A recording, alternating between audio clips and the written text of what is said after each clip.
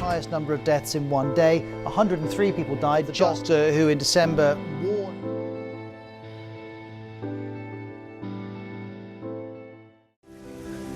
So you might be asking yourselves, what's there to celebrate? Well, I'm glad you asked. During the pandemic, our mission was still the same. People educated, Christ revealed, lives transformed. But in this situation, global situation, we realized that there were more families in need than we could ever imagine. There's always more fish outside the net than inside the net. So we went and looked for those families who had lost their jobs, lost their economy, lost their health, and partnered with them, come alongside of them and tell them God has a plan for you. God has a purpose for you. A couple of stories that really touched my heart were stories where single mom, it's providing for their family, and then she lost her job and now they're without an economy, without food, isolated from the world. People who only had one computer in their homes and they were all sharing the computers. So we reached out to them and helped them and meet them where they were at. And you know what? This is amazing that we could do this because it's exactly what God tells us to do and it's exactly what He does with us. So thank you for being a part of this. We really, really appreciate it. And we can only say, God bless you. The need is big, bigger than what we can imagine. So there's a lot of opportunities to help, and this is what we realized through the pandemic. So how about education? Well, we never stopped doing that. At the beginning we had to because, you know, they said they closed all the schools in town. Everything was out for a while, and we also waited and we said like, well, this is gonna go away in 2 weeks. The warm weather is gonna come and melt it away. Remember those times? So we started going online. We opened our Zoom accounts and over 500 students signed up for that program. People who couldn't come to the centers were signing up for Zoom classes, and it was a really, really cool experience for us. We did that through the whole year, and now in September we're back in person, but at the same time we have an online program, and it is been really well attended. We have over 100 students who have signed up, and classes that we had to say like we can't take more students because we don't have the capacity to do it. But during the pandemic, the online program helped us also reach outside of the net, and here's a testimony of a family who actually started coming to church through the Zoom classes. So I hope you enjoy it because it's really transforming. Me llamo Dana Adaid y tengo 22 años. Durante la pandemia estábamos aisladas y no sabíamos muy bien qué hacer durante el encierro, entonces mi mamá estuvo curioseando en Facebook y ahí encontró la página de Noé. Primero asistimos a Espacio y después al estudio bíblico, y la verdad es que nos ha gustado mucho la experiencia aquí en Noé. Mi nombre es Karen Idaí y tengo 15 años. Conforme estaba viendo mamá Noé, se enteró también por Facebook que había una iglesia llamada Sion y que pues tenía los mismos líderes, y pues quiso ir. Ella investigó los horarios, dónde era, cuándo. Pues a lo largo de todo esto hemos ido poco a poco metiéndonos a la iglesia, ayudando ahí, y es bonito porque todos son muy, muy amables y se ve que están agradecidos con Dios, y supongo que eso fue lo que le gustó a mi mamá porque lo vio. Entonces ahí queremos quedarnos. Pues a mi abuelito le dio COVID y fue bonito que también cuando mi mamá más se sentía desesperada y necesitaba pues de oración, toda la iglesia dijo sí, nosotros oramos por usted, y nos ayudaron mucho hasta con lo económico. Entonces sí estamos muy agradecidas por eso. Y fue bonito porque mi abuelito la libró. Está bien y ya está trabajando, entonces ya mamá regresó y estamos bien, gracias a Dios.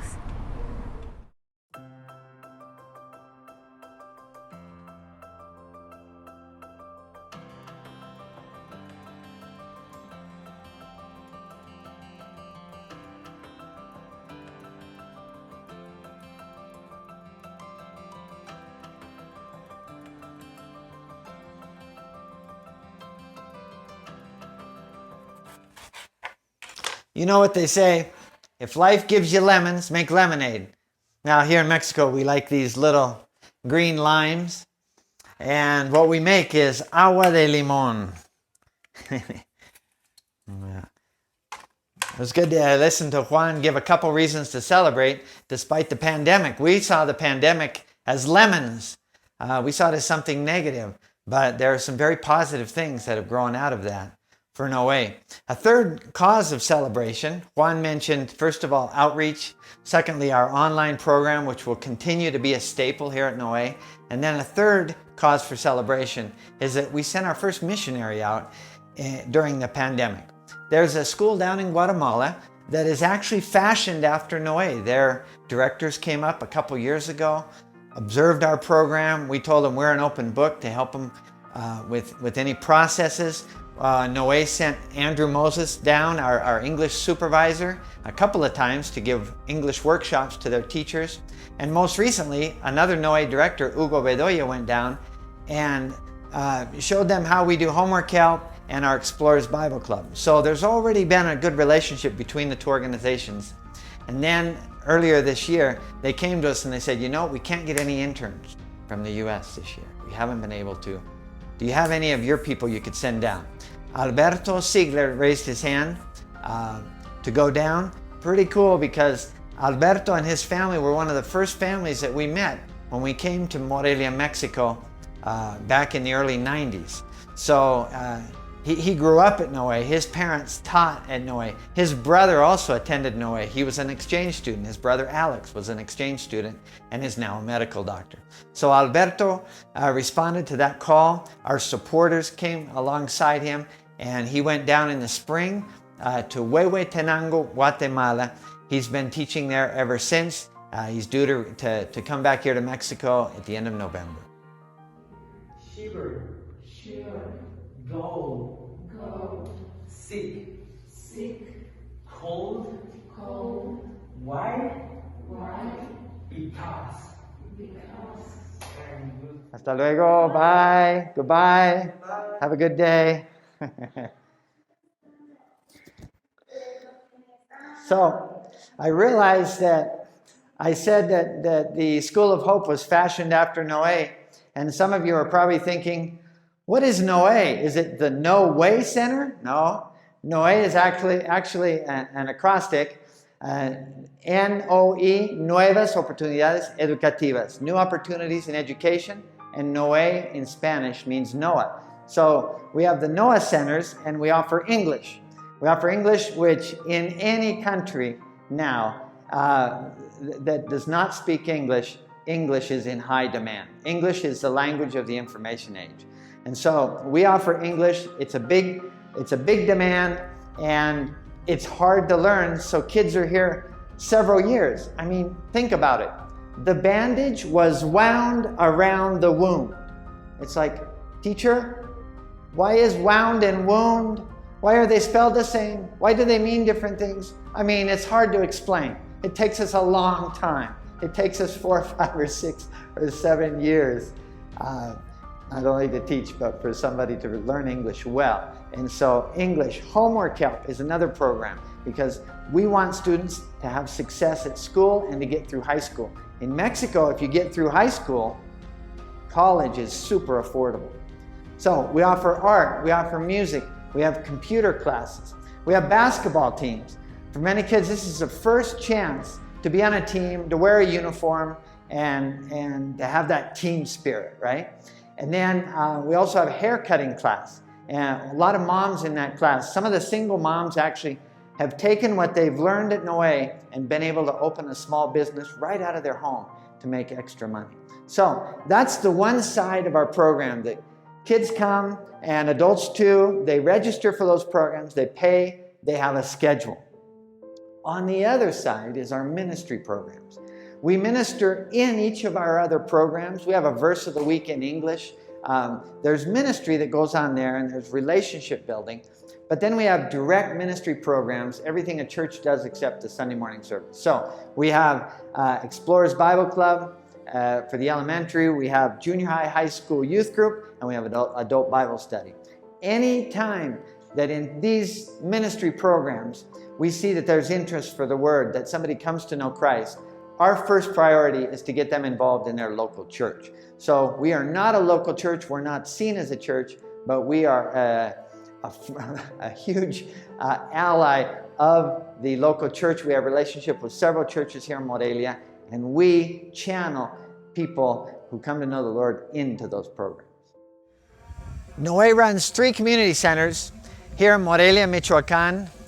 In a normal week, we have over 1,000 students at the 3 combined. Morelia is a city, a large city, 1.2 million people, in central Mexico, right between Mexico City and Guadalajara. Our newest center is called Vida West. We use the installations of a local church for that center, and it's located on the other side of town. Our oldest center is called Noé Primero. I'll have a lot more to say about Noé Primero because it's getting a major facelift and something we're pretty excited about. And then our largest center is Loma Libre, built on land donated to us by the city of Morelia. I am on Building B on the rooftop terrace, which overlooks the city of Morelia. And from up here you can hear the music playing and the roosters crowing. But here you get a view of the surrounding neighborhood. Looks very different than the historical downtown that Juan was in when he started this video. And as you can see, there are just plenty of neighborhoods and plenty of needs that a Noé Center can fill.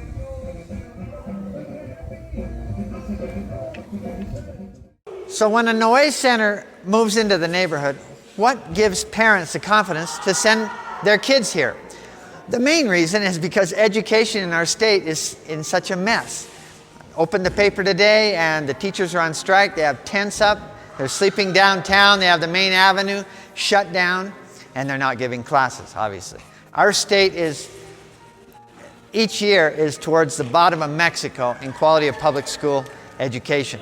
And the neighborhoods where Noés locate, that's the only option for the parents, is public school education. They can't send their kid to a private English classes or a private school.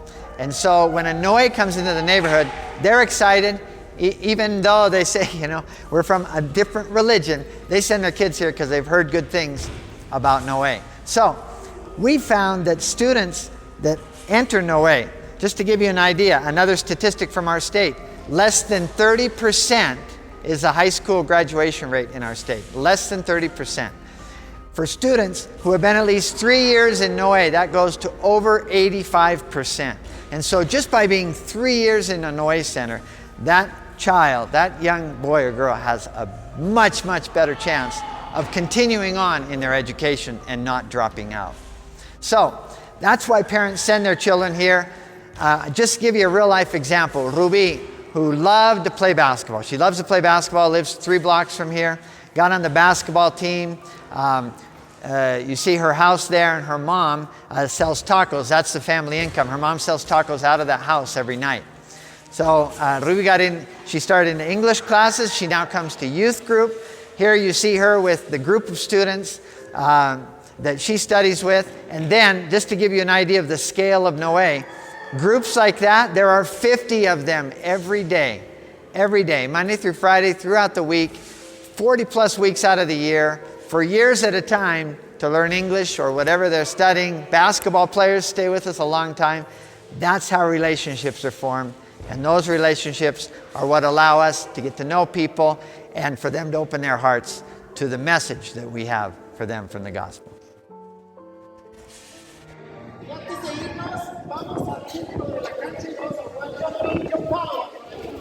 Jump out, jump out, jump out, jump out.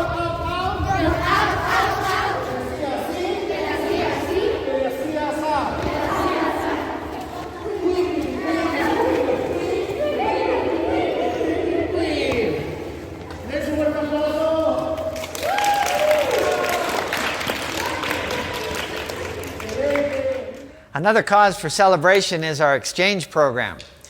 We started back in 1996 when the first generation of English speakers graduated from Noé. We thought, well, wouldn't it be cool if they could go up and spend a month with a family in the U.S.? And we started an exchange program that has been an incredible program and a program that makes Noé super unique. So in all those years since 1996, there's only 2 years that we haven't had an exchange program. The first was in the year 2000. In fact, Juan Peralta was part of that group that was supposed to go in 2000. And at that point, it was early on in the exchange, and we understood that it would be better if the kids had another year of English, another year of maturity and culture. I mean, just when you're living with the family, there are things that are done differently. And so at that point, we instituted another year, a fifth year, and that's worked really well. The other year that we didn't have exchange, obviously, was 2020 because of the pandemic. So we are celebrating this year that we were able to have an exchange program this past summer. 9 students went up to Portland. They had a great time. I mean, the host families to these kids become like a second family to them. They really do, and they have a huge impact in their lives. And they go on to do incredible things. There's been 234 exchange students. And there are doctors, architects, teachers doing amazing things. In fact, the U.S. has started to steal away some of our kids. Diego Guevara was an exchange student just a few years ago, and then he helped in the Noé program, in the ministry program. He graduated as an engineer, and JBS Food Corporation in Iowa recruited him. He was one of 40 that were chosen out of 5,000 candidates, and he's now working up in Iowa. And then this past summer, 4 of our exchange alumni also were recruited to work for 2 months at summer camp ministries in the U.S. And so here's a little video clip of those 4. They had a great time, and they did a great job in helping that ministry. Hola, hola, estamos aquí en Westside. Yo soy Damaris. Yo soy Monse. Yo soy Dani. Yo soy Jonathan. Nos vemos, saludos para Noé. Bye bye.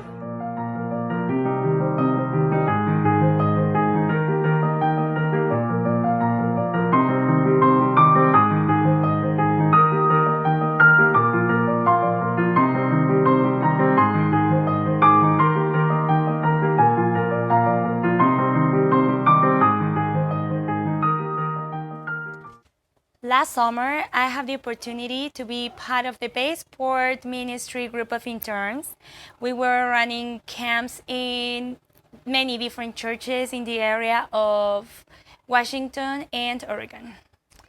To be honest, I never imagined to be part of a group like this, a ministry like this, and to be part of what God is doing in the United States with the kids. And it was a huge blessing to share the gospel in my second language and to see how many kids believed and asked Jesus to come to their lives. So it was a huge blessing, and at the same time, it was a challenge in my personal and Christian life. In the other hand, I could see my host family. I could be back in Portland, so I got to see him and my angel. So we got to spend time together, and we couldn't believe that it had been 13 years since the first time that I was there. I remember him with love. During my years as a student in Noé, Noé was like a lifeboat for me, since we were having really hard times in my family. My dad was unfairly in prison. So I remember that I started coming to Noé when I was 12 years old. I came as a really insecure girl and shy, and since I was overweight, I had low self-esteem, so I couldn't make friends easily. I remember that Noé was the very first place where I could make friends, and I still have some of those friends. I remember coming to Noé, sometimes with only the money that I needed to pay the bus to go back home, but I was really happy anyway. So without my dad at home, our financial situation was not really good. So one day my mom told me that she couldn't pay anymore for my English classes, and I remember that it was sad to me. She told me that I had to leave Noé. But my sister told her that she had heard about some scholarships that Noé offered to certain people in need. So my mom came to Noe and asked for a scholarship, and that's how I could keep studying English. And well, thanks to that, currently I'm working as a science and English teacher in a bicultural school. God has given me the opportunity to travel to 5 different countries as a fruit of my work. And I only can say that I owe a lot to Noe. I thank to all these people who support this ministry, and I can say thank you for impacting my life. Thank you for changing my life in many different ways. And well, thank you so much. God bless you.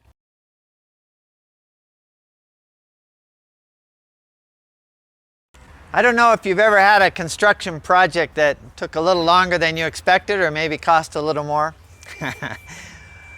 This behind me is Noe Primero. We've actually been here since the summer of 1993. When we first found this building to rent, it had 27 broken windows and 2 dead birds inside. And at times during the renovation, it has reminded me of that time when we first found it. It looked that bad. Back in 2019, we raised money to purchase and then to renovate this property. It's located in a neighborhood that has changed because of the Noe Center, that now students that once came here years ago now are sending their kids here. And so we're excited to have even more of a permanent presence in this neighborhood. Originally, when we raised the money, we thought we'll close Noe Primero for 3 months during the summer, do the reno, and that way we won't skip a beat with our program. Well, they started it in January and it's now October and it's not done yet, and it has to be done because we're supposed to inaugurate it in 6 days, right? So, what a blessing the pandemic was. I mean, if we would have had to try and do this during regular classes, it would have been a mess. But now, because of the pandemic, we were able to spend the time it needed to do it right, and it's going to be a huge blessing for years to come. As long as it gets done in time for the inauguration and for us to start classes. We made it. We had people painting right up to the inauguration Saturday night, but it was an emotional ceremony. It was incredible. You can see some of it on our Facebook, some video. Right now, Monday, October 11th, for the first time in almost a year and a half, we have kids at Noe.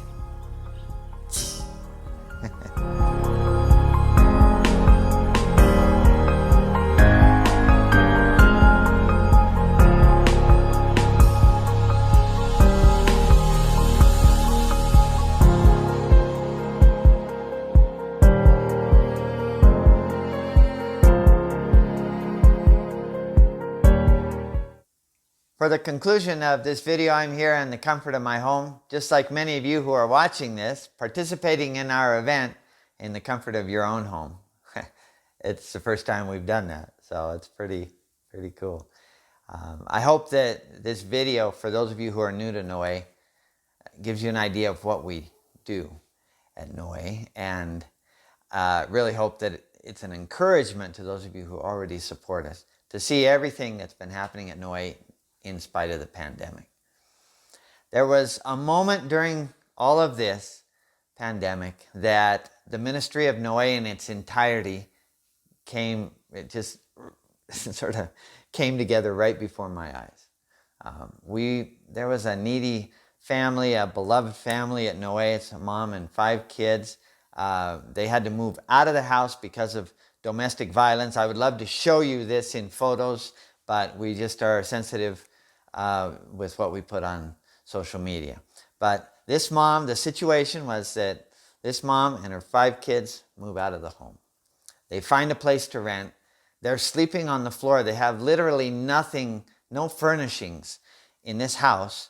And we found out about it at Noe, and we bought beds, we bought a kitchen table and chairs, and brought them over to that house one day, and it was such a blessing. The mom praising God because she's a Christian lady for these furnishings and place to sleep. And we're there doing that, and I hear English being spoken.